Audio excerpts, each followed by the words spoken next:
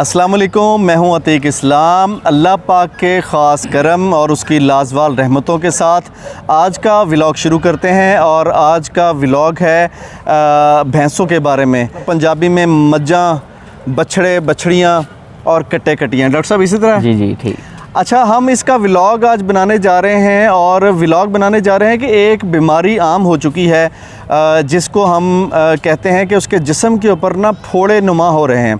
यानी कि जो भैंस है, जो कट्टा है, जो कट्टी है, जो बछड़ा बछड़ी है, उसके जिस्म के ऊपर फोड़े फिंसियाँ बन रहे हैं। उस फोड़े फिंसी बनने की वजह और उसके इलाज के बारे में आज डॉक्टर साहब से गुफ्तगू करेंगे। और डॉक्टर असलान साहब, पिछली बार आपको मैं इनका तारुफ़ करवा चुका हूँ। आज इनके साथ दूसरा व्लॉग है।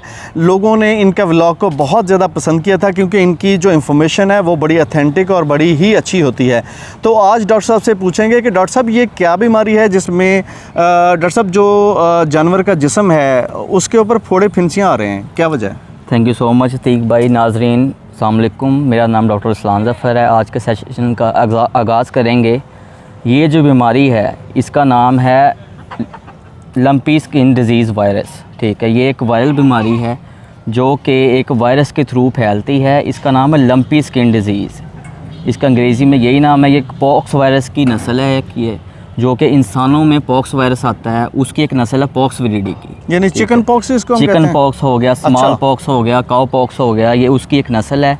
इसमें क्या होता है कि जानवर को सबसे पहले बुखार होगा, उसके बाद उसके मुख्तलिफ जगह पे फोड़े बन जाएंगे। ठीक है, फोड़े उसके अंदर ऑर्गन्स पे भी बनेंगे, बाहर भी बनेंगे। इसको आपकी लैंग्वेज में क्या कहते हैं अंग्रेजी में? मतलब जो अंग्रेजी में lumpy skin disease. Lumpy LUMPY। हाँ, लंपी स्किन डिजीज। ठीक हो गया जी। लंपी स्किन वायरस की वजह से होती है ये। इस वायरस का जो इंक्यूबेशन पीरियड होता है सर, जो मैं आम अल्फाज में बताऊंगा कि जानवर के अंदर ठहराव है इस बीमारी का, वो है कि 4 से लेकर 21 दिन तक आपके जानवर में ये वायरस रह सकता है। ठीक है। उसके बाद 4 से लेकर 21 दिन तक ये वायरस जानवर के अंदर रह सकता है और उधर से फैल सकता है। ठीक है, अब इसको मैं बताता जाऊं कि आप, और यानी एक से दूसरे में जाएगा, तो ये बताएं कि एक से दूसरे में जब जाएगा तो वो इसके गोबर के ज़रिए जाएगा, मतलब इसके किस तरह मुंतकिल होगा ये?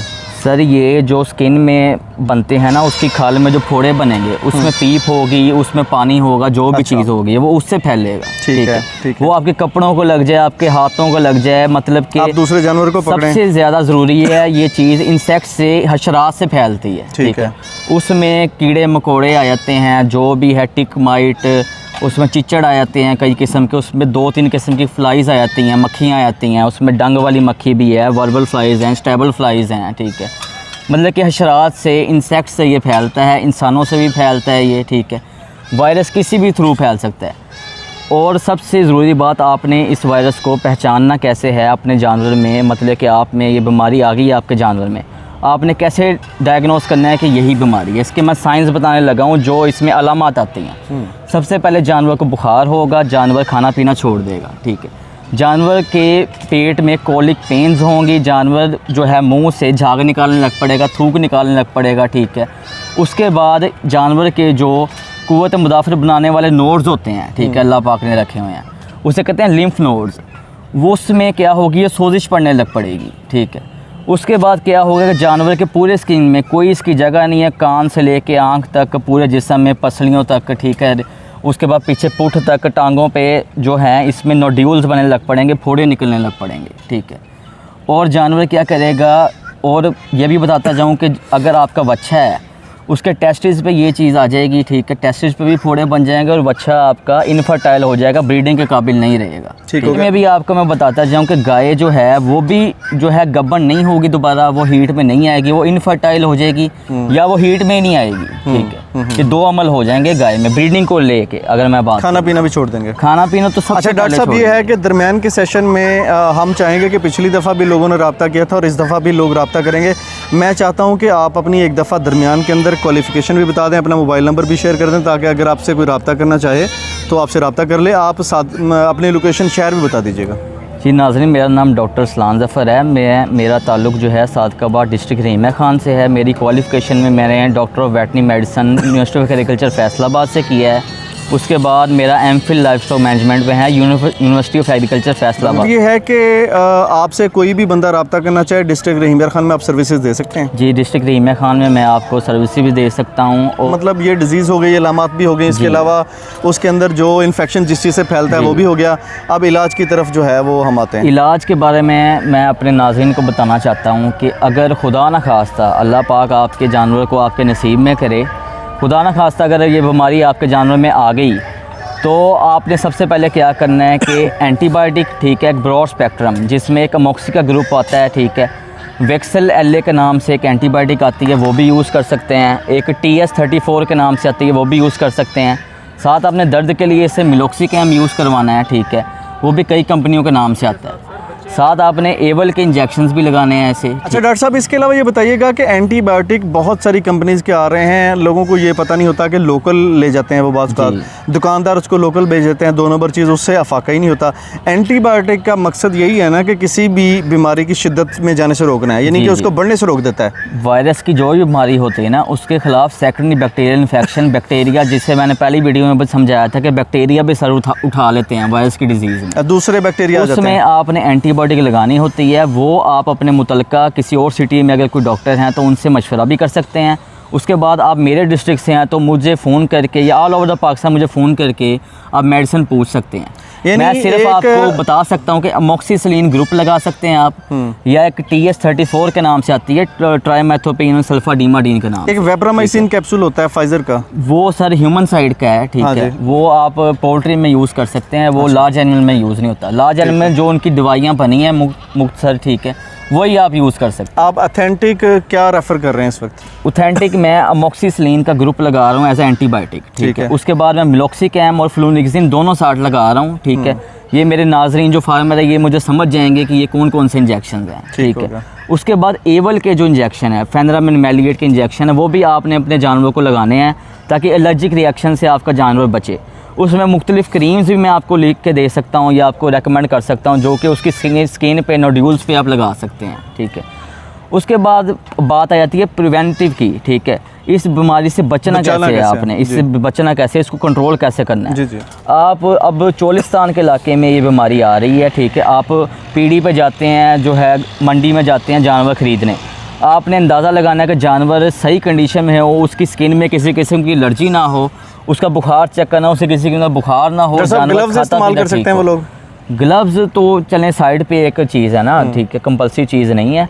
और सबसे इम्पोर्टेंट बात, आपने अपने जानवर को अगर फार्म पे लेके आना है तो उसे उसके ऊपर स्प्रे कर देनी है आपने। ट्राइक्लोरोफॉर्म के नाम से आती है, साइपरमेथ्रिन के नाम से आती है, डेल्टामेथ्रिन के नाम से आती है, परमेथ्रिन प्रोसेफ के कंपनी की आती है, ठीक है।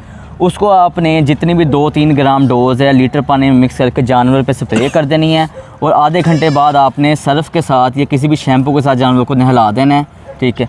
और जो उसके ऊपर जो भी वायरस बैक्टीरिया होगा, कोई भी एलर्जिक मादा होगा, वो ख़त्म हो जाएगा, ठीक है। ये कंट्रोल है इसका। और अपने जानवर को ख़रीद के अगर लाते हैं तो उसको सबसे इम्पोर्टेंट बात है कि वैक्सीन शुरू करवाएं। लंपी वैक्स के नाम से इसकी वैक्सीन आती है MSD वालों की, ठीक है, वो मैं अपने डिस्ट्रिक्ट में लेके आ रहा हूँ कुछ दिनों तक, उसे हम इम्प्लीमेंट करेंगे अपने फार्म्स पे, ठीक है। वैक्सीन से ही इससे बचाव है और किसी भी सूरत में इससे बचाव नहीं है। कंट्रोल कर लें, जितना भी कर लें अच्छा है, पर वैक्सीन ही आपके जानवरों को बचा सकती है। डॉक्टर साहब, जो फोड़े फिंसियाँ जानवर के जिस्म पर बन रहे थे उसमें आपने सबसे पहले तो उसकी वजह बता दी, उसके फैलने की वजह बता दी और उसके बाद उसका जो है इलाज बता दिया। इलाज में भी आप एंटीबायोटिक बता रहे हैं जिससे फौरी रुक जाएगा, लेकिन इलाज मतलब आप पूरा जो है वो यानी कि ये इसलिए रखना चाह रहे हैं कि हर किसी की अलामात, हर किसी चीज़ें जो है वो डिफरेंट होती हैं और आप दवाई देख के दे सकते हैं। देख के दे सकते हैं आप। अगर खुदा न खासा आपके जानवर को बीमारी आ जाती है, हमारे किसी भी नाज़रीन के जानवर को बीमारी आ जाती है, तो हम उन्हें फ़ोन पे जो है कंसल्टेंसी दे सकते हैं, उन्हें मौके पे जाके बता भी सकते हैं, ठीक है, फ़ोन पे भी बता सकते हैं। आजकल जो है टेक का दौर है, व्हाट्सएप के थ्रू भी हम बता सकते हैं, उन्हें मेडिसिन भी प्रोवाइड कर सकते हैं। सर आपका बहुत बहुत शुक्रिया। मुझे पूरी उम्मीद है कि इस दफ़ा का जो व्लॉग होगा वो नाजरीन के लिए और हाजरीन के लिए बहुत ही ज़्यादा मुफीद होने वाला है। और अगर वो हमें कमेंट्स करेंगे और बताएंगे कि डॉक्टर साहब के साथ बात करके उनको सुनने में बहुत ज़्यादा मज़ा आया, तो इंशाअल्लाह ताला अगला व्लॉग बहुत जल्द आपके साथ करेंगे। वायरल डिजीज़ के ऊपर मैं कहता हूँ कि आजकल के मीडिया के दौर में वायरल डिजीज़ के ऊपर हम बात करते हैं। एक किसी भी इलाके में किसी गाँव में जब आदमी थक के शाम के वक्त रात के वक्त वो अपने मोबाइल पर बैठता है और एक फ़ोन क्लिक पर उसको इलाज मिल जाता है, उसको डॉक्टर की बातें सुनने में मिल जाती हैं, तो एक सदका जारिया भी है और उनको वो उनका मौके पर जो है वो इलाज भी मिल जाता है और मौके पर उनका जानवर ज़ाया होने से भी बच जाता है। डॉक्टर साहब आपका बहुत बहुत शुक्रिया। इंशाल्लाह जल्द व्लॉग के साथ आपकी खिदमत में दोबारा हाजिर होंगे। सर बहुत बहुत शुक्रिया।